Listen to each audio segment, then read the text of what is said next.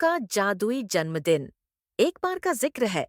एक प्यारी सी लड़की थी जिसका नाम मानो था। हे भगवान! अरे, जब सुबह उसकी आंखें खुलीं तो उसे अपने कमरे के दरवाजे पर एक चमकदार लिफाफा नजर आया। हमारे बारे में। जन्मदिन मुबारक हो मानो, तुम्हारी जिंदगी का सबसे जादुई दिन शुरू हो गया है। मानो ने जल्दबाजी में वो लिफाफा उठाया और हमारा वक्त उसकी बड़ी बहन आप ही अंदर आई। प्रेम क्या है? चलो मानो, तुम्हारे लिए एक सरप्राइज है। मानो ने आप ही का हाथ पकड़ा और दोनों ने मिलकर ड्राइंग रूम का दरवाजा खोला। सामने का मंजर देखकर मानो की आंखें चमक उठे।